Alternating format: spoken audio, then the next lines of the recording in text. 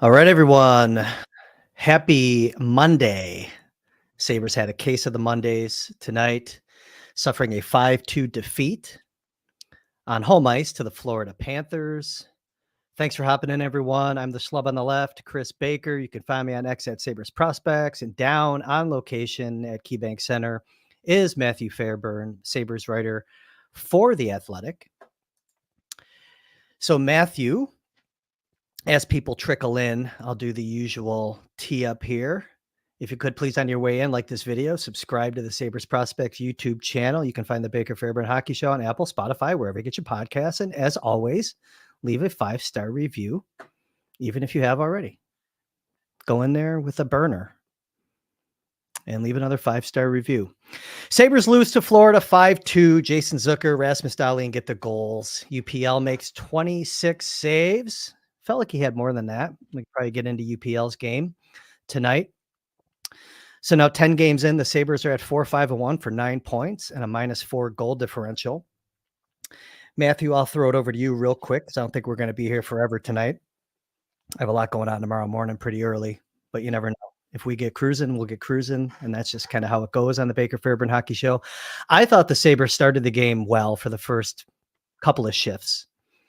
They were getting good support from the forwards, pushing the Panthers wide. Then the penalties came, the odd man rushes came. Florida gets a lead. Sabres claw themselves back into the game with a really good second period, I thought. Not all the way through. I mean, they had some brain farts. They had their moments there. But they just got outclassed in the third period. Florida was the better team on paper. They were the better team on the ice. What'd you see tonight down there as the Sabres 3-game winning streak comes to a halt? I saw a Stanley Cup champion come in here and make a team that has not played in those types of games look like it for just pockets of time, enough time during the game to make an otherwise decent effort from the Sabres look pretty lopsided in the end. And it really was, in a sense, that lopsided because of how glaring some of the mistakes the Sabres made. Very correctable mistakes, avoidable mistakes, but the Panthers seemed to make them pay for every one. 2 weeks ago, the Panthers were in here. They didn't have Barkov. They didn't have Tkachuk, and Spencer Knight played instead of Sergei Bobrovsky. All those guys were back in the lineup tonight, and you saw the difference, right? Those are probably their 3 best players on a very talented team, and not that those guys made all the difference, but they had their moments, right? And I think just the group as a whole, the Panthers, that is certainly already in really strong early season form, but the Sabres made it a little bit too easy for them. The first goal, Bo Byram's kind of pinching in. He's sort of half pinching in, half not, but Obey Kubel doesn't pick up, doesn't drop back and pick up the guy, so it becomes a 2-on-1, and Panthers get an easy goal. And then right after that, I think it was less than a minute later, they're on the penalty kill. Rasmus Dahlin goes behind the net when he has no reason to go behind the net. You end up with 2 defensemen behind the net and Sam Reinhart all alone in front for a pretty easy power play goal. Right there, you're down 2-0, and I will give you some numbers on the 2023-24 Florida Panthers. When they scored first last year, they were 33-4-6. When they led after 1 period, they were 25-3-4. And when they led after 2 periods, they were 35-0-3. So you get behind against the Florida Panthers, you're going to have a hard time. They end up coming back. It's 2-2. But then another avoidable mistake, Tage Thompson, misses a responsibility in the defensive zone. Another guy gets Carter Verhaeghe this time is a little too comfortable in front of the net. It's 3-2. Some dumb penalties in the third period, and they were just dominated a bit in the third period. But they were dominated. Yeah. I think the Panthers had 91% of the expected goals at 5-on-5 in the third period. You're not going to, you look at the things that win you hockey games consistently, right? Capitalizing on the other team's mistakes, converting on enough power plays, staying disciplined enough, and then closing out games in the third period. Panthers did them all. Sabres did basically none of them.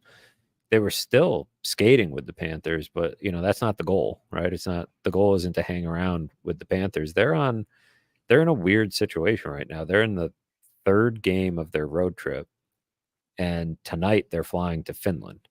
So, this is a team that could have easily lost some focus, or, I think losing a couple weeks ago to the Sabres kind of had their attention, but it was, a game that was winnable for the Sabres the way they were playing, other than making these, half dozen really costly mistakes that I just mentioned. I think you saw a team there, though. So Florida, they have a world-class centerman, and while he maybe didn't dominate the play for 60 minutes, he was instrumental in that team capitalizing on their opportunities and taking advantage of the Sabres' mistakes, sucking in on that second goal. Barkov's behind the net. He's covered. I know what Dahlin was trying to do, but unless you're communicating with a forward to come and take your spot, you don't leave your post there. We should talk a little bit about Dahlin because he finally got off the schneid with his first goal of the season. But overall, I think it's defensive miscues, just brain farts. You mentioned on the first goal against, Byram has all three forwards in front of him, I want to say. And it was Boquist that was behind him. He's got to know that that's his man. His man is behind him. He gets caught in no man's land. And instead, he pivoted backwards, and he should have just been on his horse, just going right back, just skating as hard as he could, skating his bag off to get back into the defensive zone to see if he can get a shot at breaking that play up. But costly mistakes, because I thought they played, they were playing with that team. They were out. I don't want to say, well, they were out chancing, but they had no scoring chances. The Sabres did in the third period when that's money time. You're only down Florida a goal had 9 at that point, right? And yeah. I think they got sucked into, it was just an expert level game by the Panthers, just sucking them into the nonsense, right? Krebs is pissed off and takes a slash. They actually got lucky that it ended up being a matching penalty. And then stupid play by Greer. Undisciplined, but yes. Yeah. Unbelievable that, credit to Krebs that he, got under his skin. Goat him into that. Get him. Yeah. Mean, if you're going to make the mistake, at least drag somebody down with you. But, and Krebs has been, pretty solid. So I didn't have a huge problem with that because he was able to get him to cancel it out. But then Dahlin, later in the period takes the dumb penalty in a spot where you just couldn't afford one. How many chances do you want to give them on the power play? A team like that before, they're going to make you pay. And you're already, those numbers I shared, you're already going to have a hard time coming back against this team, against that goalie. They really, really, like you just mentioned, they didn't have a scoring chance in the third period. That's, all their high danger chances came, the ones at 5-on-5 came in the second period. Other than that, the Sabres were kind of shut out in that department. So to get sucked into the extracurriculars, that's exactly what the Panthers want. I remember my first season on the beat 2 seasons ago, early season game, the Panthers came in here. It seemed like got a little chippy, some of the same stuff after the whistle, a little bit of this, a little bit of that. And I asked Matthew Tkachuk after the game, is that kind of, things got a little chippy out there. Is that kind of how you liked it? And he just smiled. He was like, that wasn't chippy. And it was like, oh, okay. Like this is just the baseline of the Florida Panthers. And that's kind of what tonight was. Like, this was not a overly chippy game for the Panthers. This was just them playing their game and the Sabres losing their heads a little bit. I think they got a little undisciplined, unfocused in key spots by the fact that, okay, they're back to 500. These guys are coming to town. All these big names are back in the lineup, right? This is the big measuring stick type of game. And they just got out of their heads a little bit. I don't think it's the end of the world because I think Lindy Ruff recognizes it very clearly, was pretty upset about it, was naming names afterwards in the press conference, wasn't mincing words about, Obey Kubel moved down a couple lines because he's the one who missed the assignment on the first goal. He was bluntly calling out Darlene for taking that gamble on the second goal, called out Tage Thompson for the third goal. So, he's not afraid to just take an issue, battle it head on, and then, we'll see how they turn the page. They have 3 days to regroup. They play back-to-back Friday, Saturday. I mean, you lose a game like that against arguably the best team in the NHL. I don't think you panic over that, but it would have been a nice one to have to keep the streak going for sure. Yeah, just to correct myself too, the 9-0 scoring chance, that's a 5-on-5 number. They did actually have some scoring chances in all situations, but 5-on-5 outchanced 9-0 in the final 20 minutes is not going to win you many games when you enter that period just down a goal. So we saw Obey Kubel come back in, Yuri Kulik comes out. Lines juggled a little bit. Peyton Krebs moves up and spends some time. Probably, I think it was a little over 7 minutes left in the second period. I think he took his first shift with Cozens and Quinn. Krebs did. What did you think? You already alluded to it with Obey Kubel moving down. What did you see from Obey Kubel in his first game back? I mean, outside of the missed assignment there that we just talked about. I mean, did you like him up here? Because you and I talked before the game today. I thought it was kind of peculiar in his first game back that they put him up in that visible of a role. And I wasn't on board with it. And I didn't really mind Krebs. I mean, Krebs, he's not really bringing you the spark. But he has been a guy, and I'm kind of going all over the place. I'm just going to throw a couple things at you here, though. The cross check in the third period. So Krebs has been a guy that's kind of jumped in and stirred things up and like come to the defense of his teammates. He gets cross-checked by Verhaeghe late in the game. I know it was late, but you still could kind of show some life. What'd you think of the response or maybe lack thereof from the team in that situation? Yeah. And I do want to talk about Obey Kubel too. Yeah. I texted you when that happened because you've been talking about, maybe Cozens needs a scrap to get himself going. And I said it out loud while I was sitting here in the press box. Like, what is he doing? Like, how do you let that hit go? At that, I think it was 5-2 at the time, right? Like the game at that point, you're not worried about giving them a power play or canceling out your power play. Yeah. And like you said, because it was Krebs too, this is the guy that is constantly the one throwing his face in the fan for anybody at any time, sometimes just for the sake of doing it and getting the team going. And Cozens just gave a few half-hearted, stick taps basically to Carter Verhaeghe. 3 light cross checks when Verhaeghe was down. Tell him to get up and drop his gloves. Right. Yeah. Or pull him up. Pull him up, drop your gloves, or pull him up and slam, show a little life, right? Yeah. A little bit of pushback, a little bit of something, and don't let, the life was completely sucked out of the team when they go down 4-2 and then 5-2. Don't let a division team walk out of your building knowing how badly they deflated you, right? Show a little bit of, and you could go to the flip side and say they would feel like they got in your head if they, but make them feel it on the flight to Finland, right? Like, I don't know, that moment in particular felt like an opportunity for Cozens to just get out of his head and, be that guy that we've seen at times over his career step in those moments and try to be that guy. So, and it's Verhaeghe too, right? This wasn't Garnet Hathaway down there.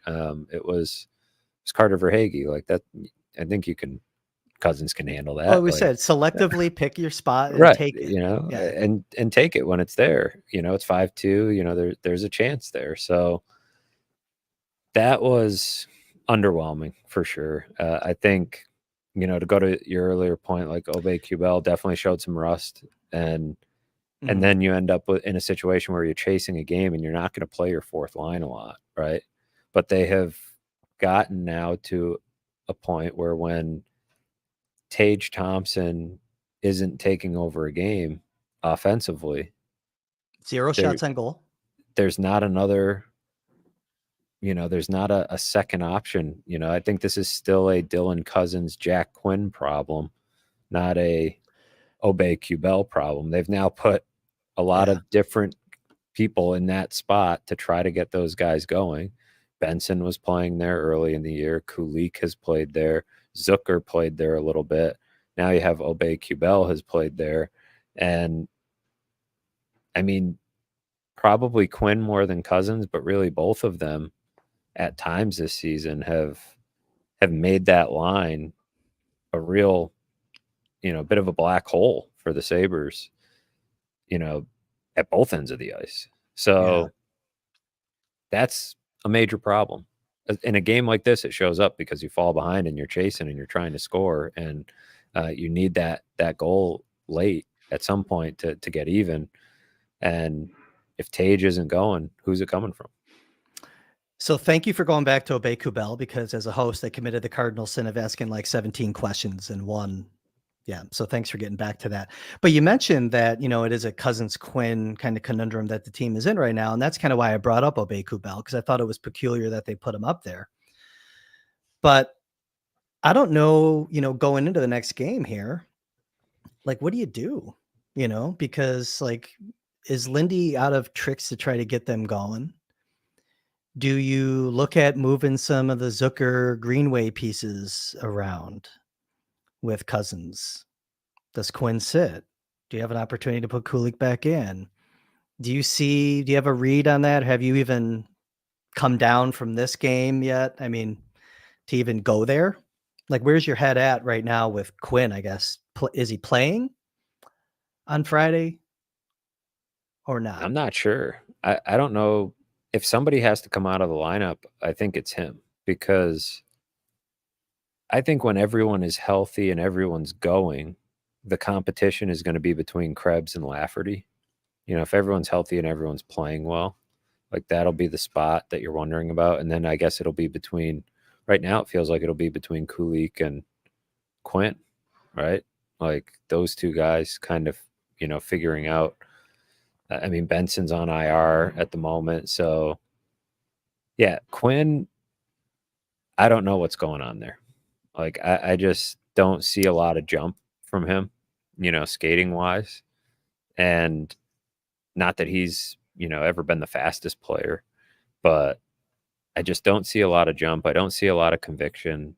He doesn't seem strong with the puck on his stick. And, all the numbers, advanced or otherwise, are not pretty. And anybody watching the games, I'm sure, is coming to the same conclusion that he's either invisible out there, or he's, a negative at times, whether it with puck management in all three zones. So Yeah.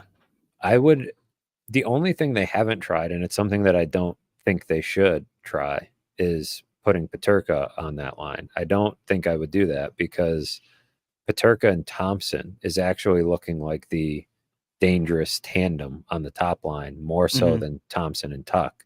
Yeah. As you think of these guys in pairs, I wouldn't break up Peterka and Thompson. That's going to be your moneymaker, for better or worse, as far as you go, is going to be because those guys are going. So then your options become, do you break up Cozens and Quinn, right? Like, is that an option at some point? Because clearly it's not working together. But then you have to do something to bust up that third line that has been consistent, steady throughout the season. They didn't have their best game tonight, but Zucker got another one on the power play. McLeod had some chances. Mm-hmm. That's a line that's hard to break up when they're playing that way. And you could see Lindy Ruff broke it up at one point, and went right back to it. It's like he couldn't go away from it for too long, because it's dependable, and he needs a line like that. And when he doesn't have the fourth line, now they're all healthy, so maybe there's a chance there. I think you could go Krebs on that line, but you have to basically make the McLeod line your second line. You got to give them those extra shifts. Yeah. I think you additional have to, minutes. Yep, you I have agree. to bring the workload down. And another thought I have is that I don't know if Cozens is, belongs on the first power play either. I understand the thinking to try to get him going, and because of what he can be, but I don't know if that's the right solution either. So I like the idea of Krebs getting a chance to move up and play with those guys, and I think they've played together in the past. He can play center if you do want to toy with the idea of moving Cozens to wing. Mm-hmm. But Kulik is your piece to hold Quinn accountable or give Quinn competition. We had some people in the chat asking about Quinn going to the AHL, and he can't get sent through. He's got to go through waivers, and you're not putting Quinn through waivers at this point. But we're 9 games into the season, and he's but this is the year. What's interesting about Quinn is that I know he had the injury, had 2 injuries last year, but he played well coming off of those injuries. So it seems weird to then use that to explain this, right? Because he had strong moments at the end of last season when he came back. And this is the year when it should be coming together. I think you look around the league at that draft and you're seeing, Cole Perfetti in Winnipeg, Rossi in Minnesota, Lundell, who was on the ice tonight for Florida. Like some of these guys taking that steps into being established, if not difference makers, real contributors in the NHL. And Quinn has seemingly taken this step backwards. And we're 10 games into the season now. So it's no longer just a tiny sample size issue. It's starting to become a little bit more of a trend. And they have to do something to get him right because, that's too important a piece. They banked too much of their offseason on that to have him become, a player that is now not making an impact for your team it would have some pretty bad consequences. You got to make a trade at that point to add somebody, because if that's not a top 6 scoring winger for you, you're counting on 20 plus goals from him. That could be a problem. Him not scoring is having a deleterious effect on this offensive attack, especially on nights when you're going to need him if the Panthers take your top line away. So with Quinn, I wish I knew the answer, man, because the crispness, there's not a lot of crispness in his game. He looks unsure of himself when he has a puck on his stick. Body language between whistles isn't great. I don't want to say he looks lost out there, but he doesn't look like he's fully dialed in, even like physically engaged. Like when you see him at his best, he's entering the corners with a little more gusto. I'm just not getting that feeling from him. I wish I knew what the answer was. And with Cozens, Cozens played a pretty, he had a good workload tonight. Opportunities. Again, he had a few good opportunities. I feel like he's getting close to scoring one. I still think though, like what we already talked about, I think getting, that if he's not going to score, do some other things to contribute, get your teammates fired up and, go out there, take runs at guys, rattle the boards, whatever it takes. It's just not happening there either. So with him not going, it's certainly not helping Quinn either. So yeah, that's going to be a tricky one. But what's funny though? So 10 games in, like I mentioned, 4-5-1, 9 points. They were 5-5 last year. 10 points. And I know it's like people are like, kind of sick of looking at, well, they didn't make the playoffs last year. They got off to a slow start. Here we are again. So, hey, at least look, this team had a 3-game winning streak. They got to kind of forget about that, get right back, clean slate again Friday night. And we'll see where they take them. Friday night, are we thinking that UPL gets a rest? And you go to Levi? What's the take here? Because my thinking was, you're at that point in the season, play the guy until he loses, put the other guy in, get them both action. Are we going to see Devin Levi in net? We'll see him in one of those games. So I guess it depends how you want to play it, right? It's back-to-back against the Islanders and Red Wings on Friday and Saturday. So Levi has to play.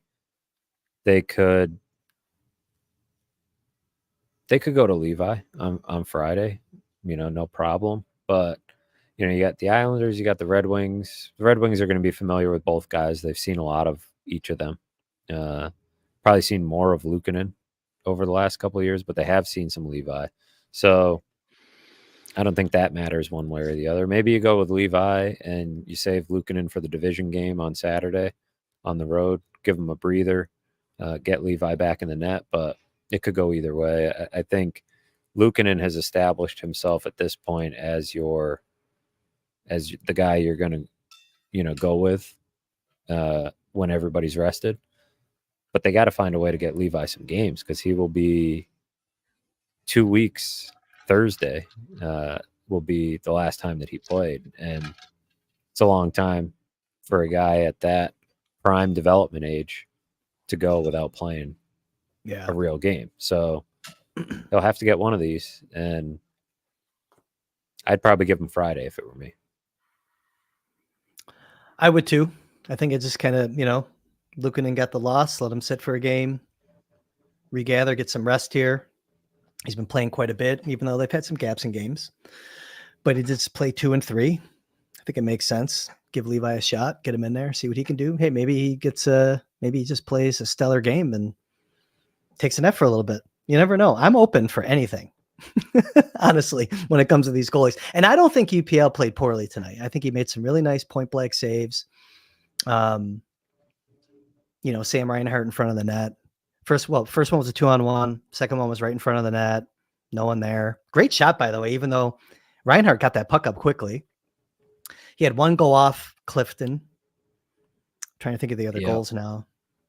So I don't know. I mean, I think the game was getting out of hand, right? You had Verhaeghe in front, pretty much all alone. So it's like those other two, the fifth one, the game's getting out of hand at that point. But it was Barkov that beat him, I think, on that one. That was the one I think that went off Clifton. Oh, okay. I think so. So I thought it was clean, but it wasn't. I think that was the Barkov shot from the right wing. Yeah, because it was Luukkonen's left. And Bennett beat him on the power play. So maybe you know what? Maybe the Barkov one was clean. It was Bennett was the one I think that went off of like Clifton's ass or something. But like when it mattered, I felt like he was making some big saves for them. Mm-hmm. And there's still, debatably, the 2-on-1. Do you want that one back? I mean, not really. 2-on-1. It was pretty tough play. It wasn't like the 2-on-1 in a recent game where, he had a clean look at it and you'd kind of like him to get it. That one was a little bit trickier, more movement on the play. And, so I don't have a problem with the way Luukkonen's playing. In fact, he's, I think, kind of a steadying presence back there, and they're playing pretty well defensively in front of him. It's just, a couple of bad mistakes here and there that I think they're still working out of their game, right? These guys, I mean, these used to be way more common errors. How angry Lindy was about the odd number rushes against. And I thought, man, like, what must it have been like for him watching the video over the summer, right? Because, like, that was the Sabres' whole game the last couple of years, it seemed like, with odd number rushes. So now everything's just like a little bit of a test, right? A little bit of a chance to see how they respond. Are they gonna? I was encouraged by the fact that they did not let it go off the rails when it was they were 1-4-1.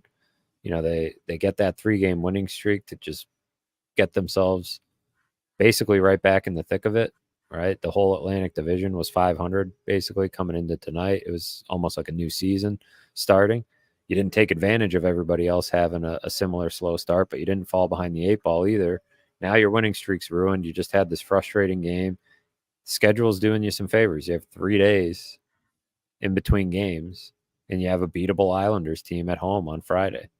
You take care of business there and, go back to Detroit and win a game. You're right back, where you need to be. So it's not panic time, but, you play a team like the Panthers, they're going to expose some of your flaws. And we knew the Sabres had flaws. Yeah. And you saw those, I think, tonight. Let's get into the chat. We're a half hour in. Be a shorter show, I think, than usual tonight. I lost a bunch of the chat. I don't know if you can see the entire chat. Looks like I lost the first 20 or so minutes, so that's good. But I'll throw one up here from Blake. Blake says, hard to know how to feel about this team. On one hand, half of our games were against the top 4 teams in the NHL, Jersey twice, Florida twice, Dallas. On the other, it looks like we lack offensive depth. Yeah, I think that's pretty clear at this point, especially when Cozens and Quinn aren't going. It's hard to rely on Peterka and Tage tuck that line every single night. You got to have some secondary scoring. That's winning hockey. When you don't get it, you're going to look like you lack depth. I'm certain that you agree because I think we've already kind of said it in different words tonight, Matthew. And I think really good teams like the Panthers will do everything they can to take away. You know, Paul Maurice was talking this morning about how Tage Thompson is one of those players that you have to talk about differently with your players because he does have a different skill set, the range, the ability to handle the puck away from his body and really use that reach to his advantage. You have a smart coach, an experienced, well-oiled machine of a team. They're going to have some luck frustrating your top line because the Sabres top line has been really good to start the season. It's still, what would you say, somewhere between 10 and 15 in terms of top lines in the NHL, maybe a fringe top 10 first line in the NHL, right around there. So that's fair. 10 to 15 team, for sure. Good teams are going to be able to take away or frustrate your top line on some nights. So yes, the lack of offensive depth, been talking about it since July, is a problem.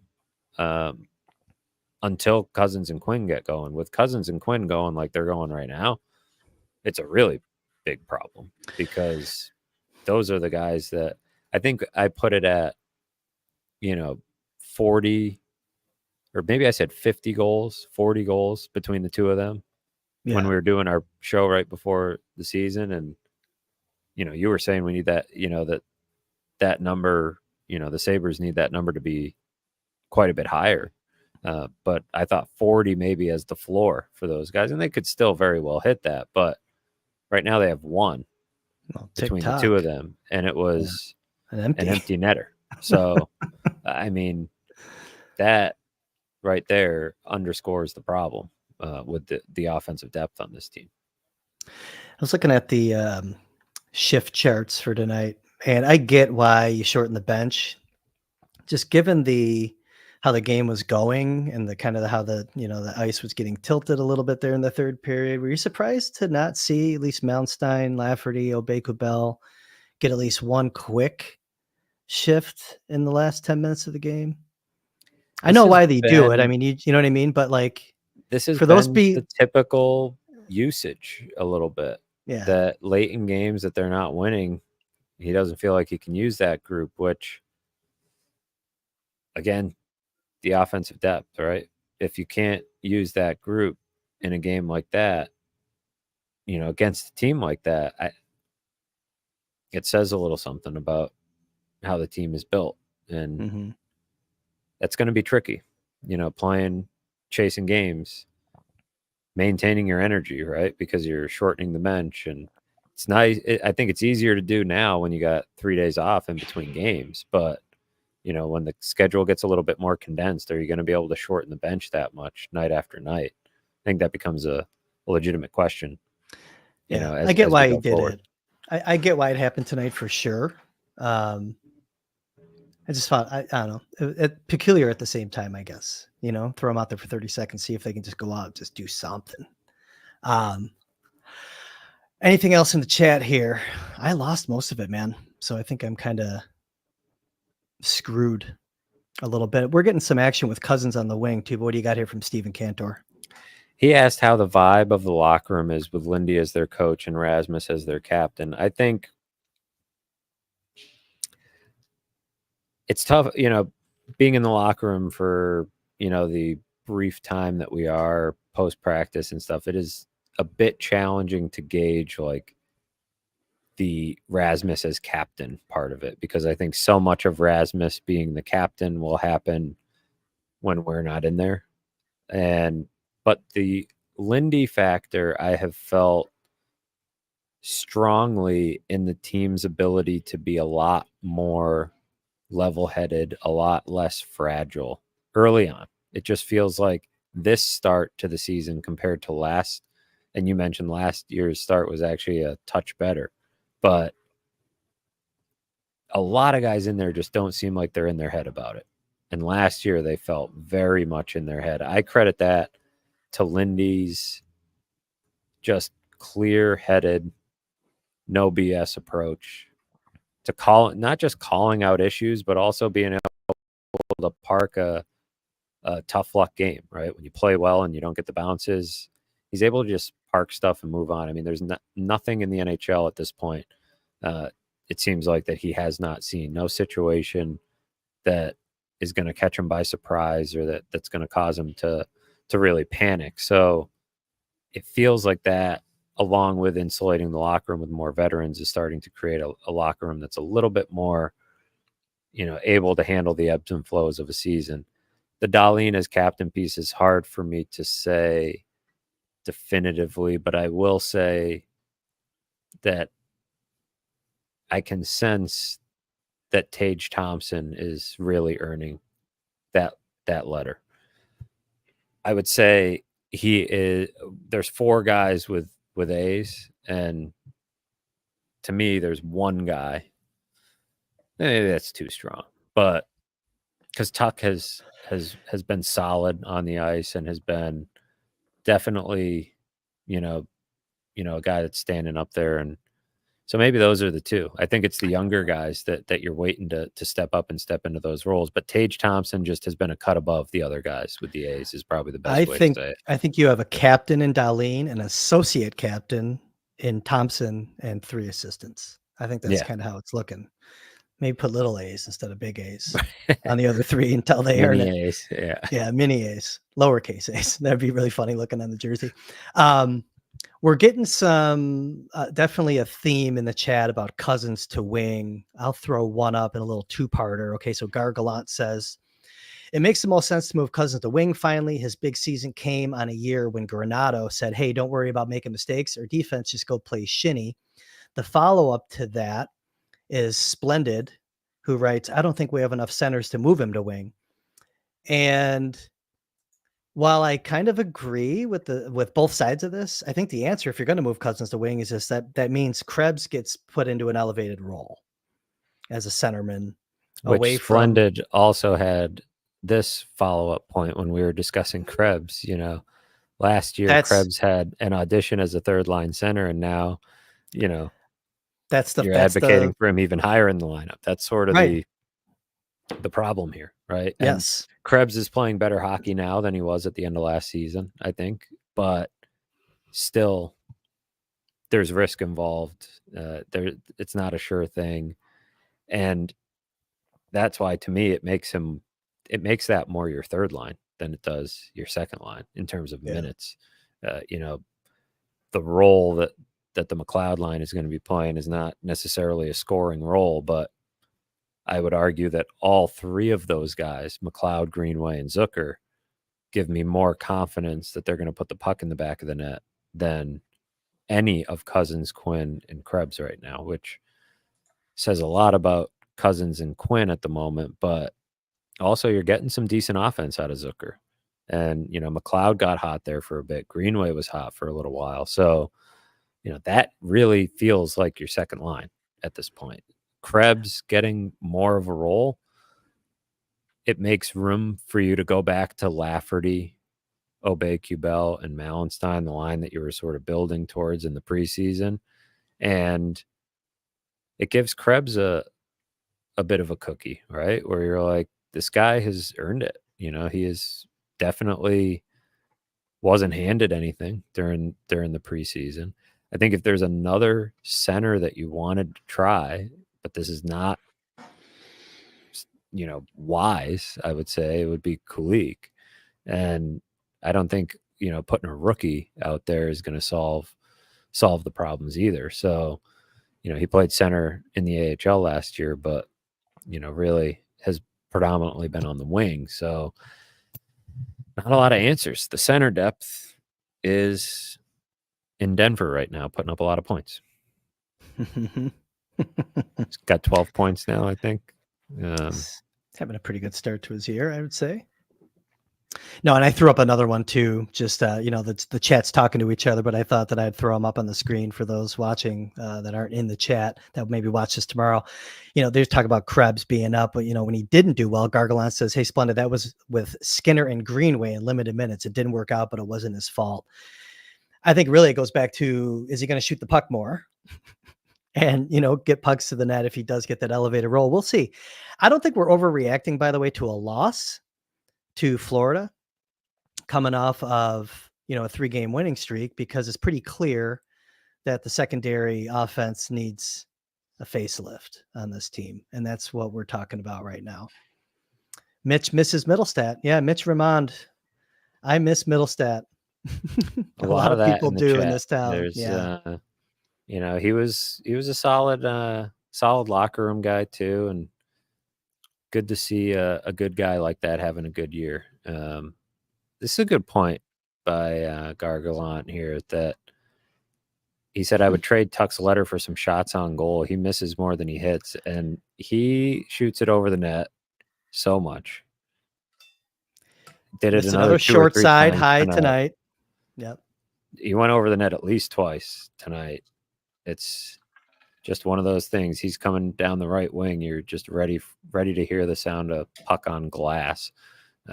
Definitely something that I think they would like to see it. Just get him on net. Like I always used to, as a goalie, hate when you'd get it off your pads in those situations, right? Then you're all of a sudden forced to have, really solid rebound control, and just make them work for it a little bit more. Especially if it's not working, right? When Tuck's going, like a couple years ago, those shots are going crossbar and in. You don't care how many of those he takes, but if they're not going, then make the goalie work a little harder than that. Wald Hazard writes, having said everything in the chat, we should still have some degree of patience while this team still finds their way under Lindy Ruff. No? What's your take on that? I don't know if I want to necessarily tell the fans what to think. I know where Walt's going. Maybe you can have patience I want Lindy to get a little more like he did tonight. Start naming names. I think this is a good first step for Lindy. I'm used to seeing a little more fire from Lindy. Maybe he's tired. Maybe he's mature. But you shouldn't maybe have a degree of patience for Kevin Adams. No, I think the last thing I will ever tell Sabres fans is that they need to be patient. Right. I don't think anybody has been more patient than these people. And the people that are still here, still in the chat, still in the building, like, those people have been patient enough. But that said, I think the point is a good one, in that some of these mistakes are going to, that was a thought that crossed my mind at one point with Jack Quinn. Is he now in this space where he knows, all right, I can't be making mistakes. I can't be, is there too much thinking going on for a player like that instead of just playing, the way that he always got to under Granato? But even just some of the finer details that are not going to be overlooked by this coach. You have to, I think the grace period is probably coming to its end at this point. 12% of the way into the season. You're 10 games in. Yep. Did Devils fans need to be patient with Sheldon Keefe and getting used to his new system? Going away from the one that this coach ran there. I mean, they're right near the top of the standings right now. So I think you get a little bit of a grace period because it is a little bit of a dramatic shift in coaching style. Maybe not as dramatic as some people would think, but some system adjustments, certainly a coaching style adjustment. But you're 10 games into the season. So this isn't they said it was a win now situation. Well, that's why I bring up Kevin Adams and not put it all on Lindy. Because it's the group. You brought the same group back from last season. You're actually behind last season's pace when you didn't make the playoffs. And I'm talking about featured roles. He made some tweaks. We've talked about it a couple episodes ago. He did make moves, but were they the moves that you needed? I think you're seeing that they're not. And thankfully, no one's really, besides Florida, like just taking this division early. And it's not like the Bills in the AFC East. Sabres could win their next couple of games and they're looking good again, right? But is it sustainable?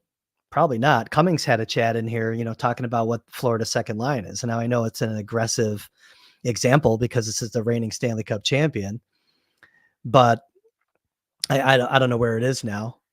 But I mean, it kind of goes to the point, that it's going to be an uphill battle the rest of the way unless something happens on this roster. And that's why I talked to Kevin. And I'm not trying to push Kevin Adams into making some knee-jerk reaction. You know what I mean? But he had an opportunity. Well, it's hard to to do make something. trades at this point, right? Right. So you can't sit here and be like, oh boy, end of October. Now I Right. see the problem. That's not how it works. I mean, you can make a trade any time of year, but rosters are set. Teams are figuring out who they are. They're not eager to necessarily move on from guys, and the time to do that is in the summer. And I always go back to the fact that this is year 5 on the job, and so you could look at the summer and you could say, well, how many guys even got traded? Was there a realistic move out there? I don't buy that, because when you get all the way to this point, you can't let it ride on one summer and whether guys are available, whether guys are willing to waive their no move clauses. I can tell you that the offseason before that, the Sabres were coming off some of those lists. They were in a spot where, agents, were getting messages from players like, yeah, I'd play there. They were coming out, Tage scored 47 goals. They were a point away from the playoffs. Everybody thought they were right there getting ready to make the next step. That offseason, I think, was a bigger problem than even this one, because they did change out the fourth line. They did go and get McLeod, right? They did some of these tweaks, but it's the foundational work that just went unaddressed for years, really. The 2 years prior, the unspent money, the unused assets, and you find yourself in a position where you're trying to, thread the needle in one off season and fix everything. You can't count on that being able to happen in a market where you haven't made the playoffs for 13 years and not a lot of players want to come here. You can't build a team in free agency when you're the Sabres. So that is more, I brought up this chat from Brian Cummings, which I don't know if it's the exact one you're talking about, but I think it really does sum up a little bit what we're talking about. He had a couple of really good ones. This was one of them. The issue is that 9 of the Sabres' 14 forwards have never scored 15 goals in an NHL season. Secondary scoring was always going to be a question. The top line got skunked tonight, and the goals came from the power play and a defenseman. And he had another chat about Quinn, that he's been hurt in 3 out of his 4 seasons and never scored more than 14 goals. So you can think he's a 30-goal scorer or a 25-goal scorer or a 20-goal scorer, but right now he's not that guy. He's certainly not playing like it, and he's never really proven that. So, he's not even the best Sabre from that draft class at the moment. So that's where everything needs to start if they're going to get really rolling, because we know Tage Thompson is great, which is actually, maybe not something that we knew coming into the season. Maybe there was a little bit of a question because of how last year went, even though he was hurt. Which Tage Thompson were the Sabres going to get? This one is really good, right? They got a healthy one this year. We didn't talk after the last couple games, but they were Tage Thompson shows, right? Like, he has been excellent and in a lot of ways, but it can't be all on him, Peterka, and Tuck. It's got to come from somewhere else. And Kevin Adams said, before the start of the season that, he felt confident that it, wasn't going to be a problem. They subtracted scoring from the roster last year. They didn't really add any, net goals. They went backwards. These fourth liners they added aren't guys that are going to meaningfully, fill the stat sheet. If they were, they wouldn't be on the bench in the fourth period of a game like this one. Mm-hmm. So, did I say the fourth period, the third period? You did. It's all right. We know what you meant. You're an old football guy. Fourth line for the third period. I got all mixed up there. But that will be the season-long question, and it will be one I think that they need to address with a meaningful in-season trade at some point. But I don't know if that's going to come quickly because I don't know if there's a lot of activity really at this point. Well, in a couple days, it's going to be November, and you know the old thing in hockey, right? American Thanksgiving. That's when you know what you are, and the playoff reality kind of sets in based on where you're sitting at in the standings. Come Turkey Day, I think Thanksgiving's a little later this year on the calendar. So that probably doesn't help anyone that wants Kevin Adams to make a move. But speaking of kind of, I guess, even though he's not really a world beater because he hasn't had any points this season, Sabres put Zach Benson on IR today. Are you hearing anything on his status? This was something that I kind of expected, by the way. I don't even know if you and I talked about it offline, but in terms of slow playing Benson back, kind of made sense if you're going to get Obey-Kubel back and you didn't want to do something with Kulik's position, at least on your roster. What are you hearing on his health situation with the lower body injury? If there's any information available on that front. Well, it's an ankle, and he's had it before the season started. So at some point while they were in Prague, it happened. Sat out that one game and was playing through it. And at some point, last week, he and Lindy Ruff sat down and basically came to, Lindy Ruff told him that he wanted him to get 100%. And you're not going to get 100% with an ankle injury if you skate, right? I think pretty obvious. So they've gone, heavy rest at this point. He hasn't been on the ice for a while. So the IR, I think, is more procedural because it opens up the roster spot, buys them time to make a decision. It can be retroactive, so he could come off basically at any point because he hasn't played in a week anyways. So he could come off injured reserve, and it shouldn't impact his timetable at all, but it does buy them some time to make decisions and figure out, does Kulik stay? Do you waive Bryson and keep all these guys up when they're healthy? Then you have more decisions to make on a nightly basis, but also more guys to push each other up front. And that's where you need the competition right now. You don't really need it on defense. Gilbert is kind of your competition piece. If you need to send a message to either your team or the other team, you can put Gilbert in.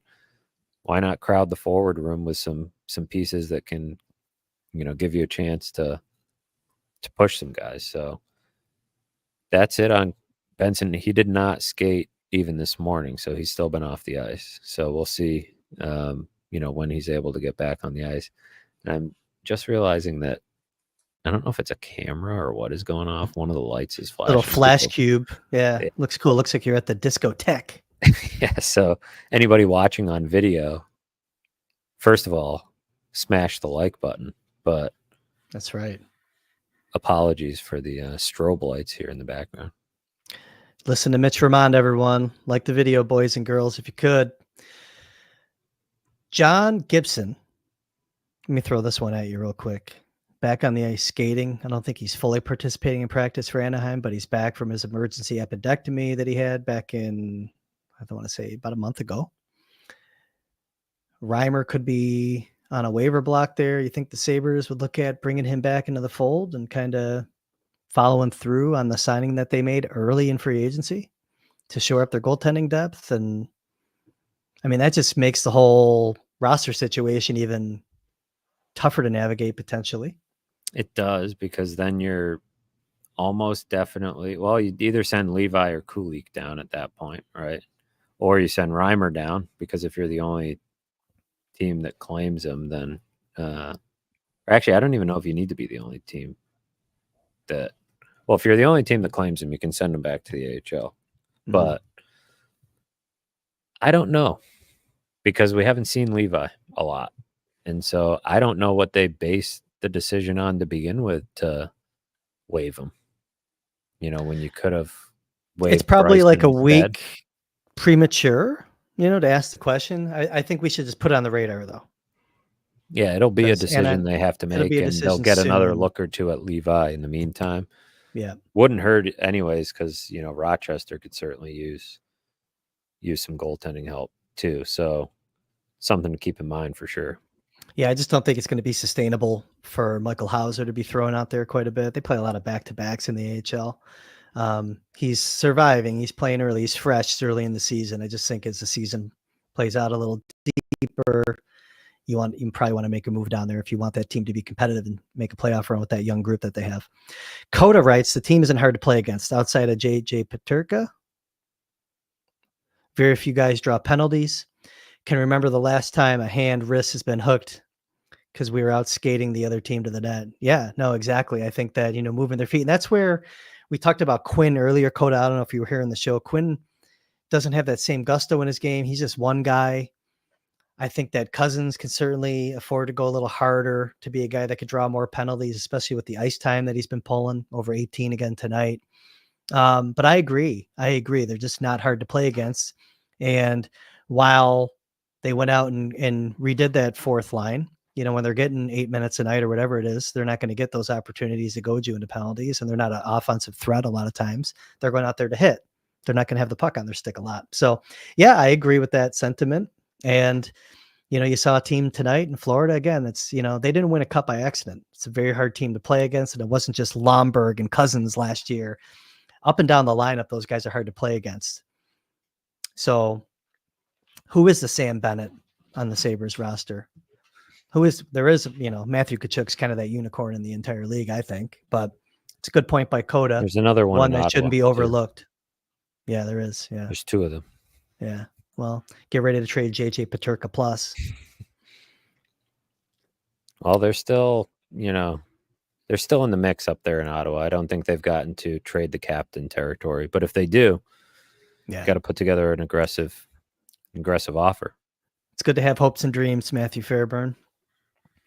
See anything else in the chat you want to get to? The chat's kind of filling up tonight, man. Yeah, people. This is a pretty good thought from Soupy here. Benson to Rochester for rehab for a couple weeks. You could do it if you wanted to buy more time, get him some ice, get him some confidence. That's a guy that if you're looking for scoring and he could find some, that would be interesting. I'll double down on Soupy's thought here for a minute, depending on how long he's on IR. Do you go conditioning assignment, rehab? And he's still World Juniors eligible. I thought you were going to say that. Send him to World Juniors. And you could loan it because, Canada. I wouldn't do it, by the way. I think that even though he hasn't scored any points and he's, a -4 on the season or whatever he is, like he's a guy that is still. And Soupy is slanted in this argument because I know I read him in the comments, and I know that he doesn't value Benson, I think, as much as I do in the lineup. And they did win 2 games. He was in the lineup for the Chicago game. He only played 13 minutes, but they did win 2 without him. But I wouldn't, I wouldn't do it, but you could kind of, in a buying time, loan him to Canada if you really wanted to, if you were desperate to buy time, I guess. But I don't feel they'll be desperate. I feel like they might end up being more desperate to get him back in. But I don't mind the idea of him going to the AHL for a little rehab stint. That could spark some, because he hasn't had the chance to.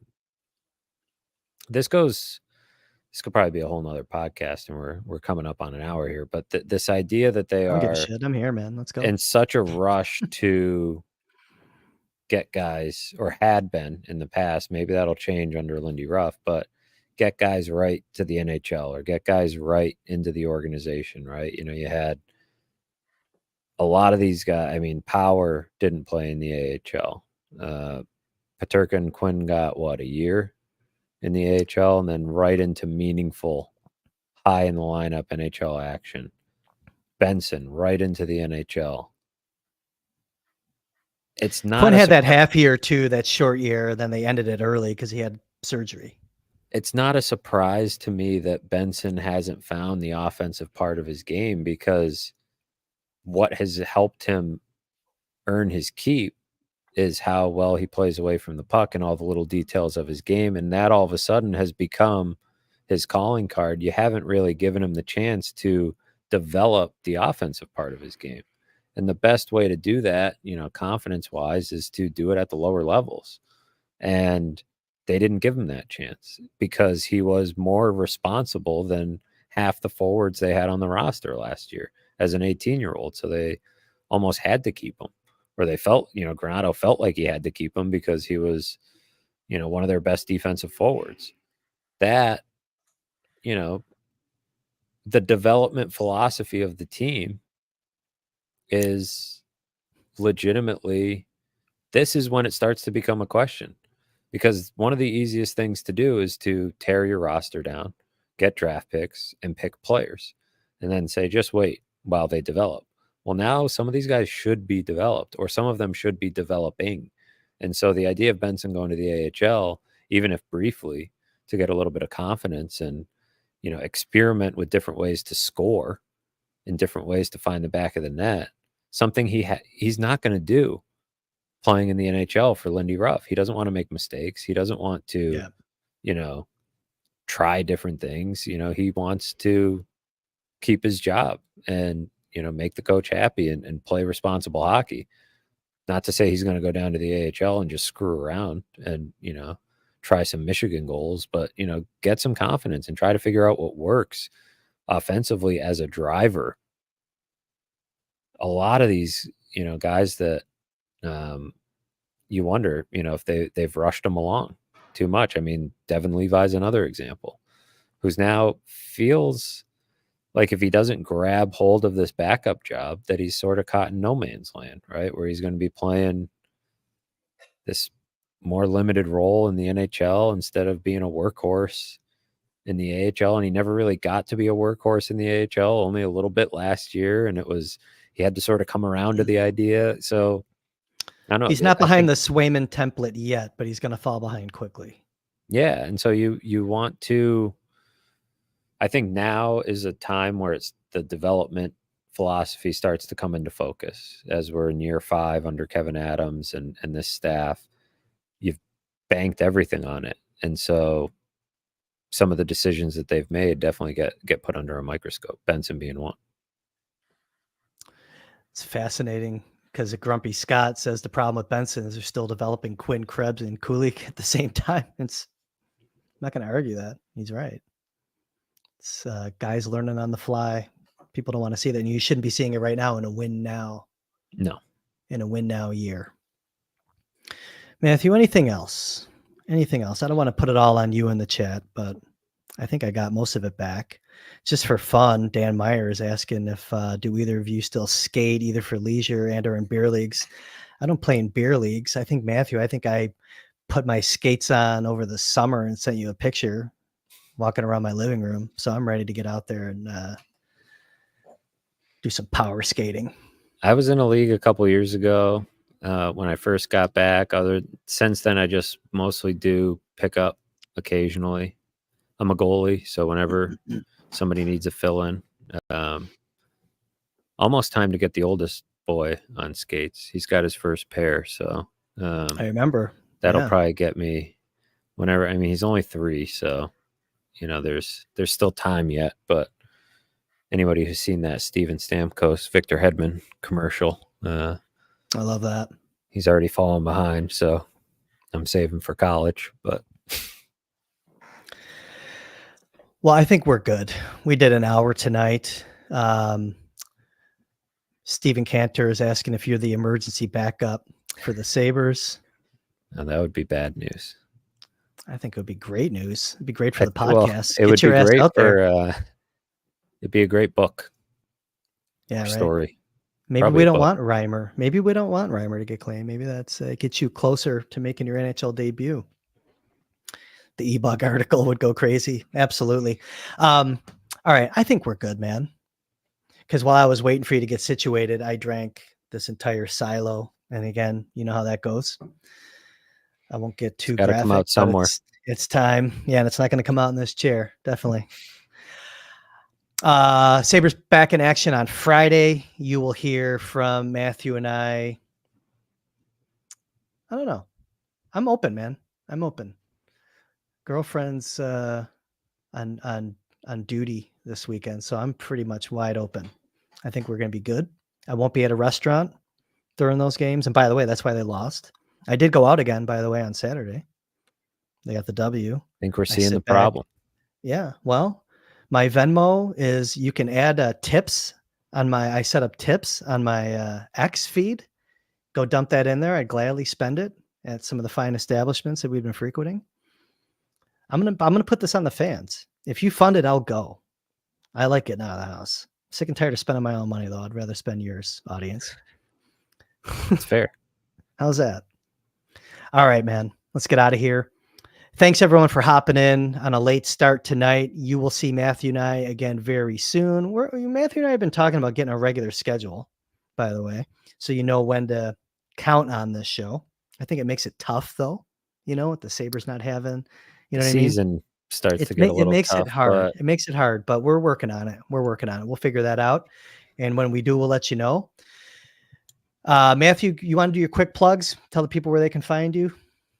yeah, you can always find me at theathletic.com/Sabres. You can find me on X at Matthew Fairburn, and right here on the channel.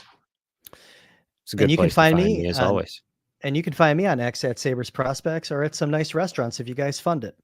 For Matthew Fairburn with The Athletic, for the production crew that's very excited that the Sabres have scored power play goals, I'm Kris Baker. We'll see you again next time.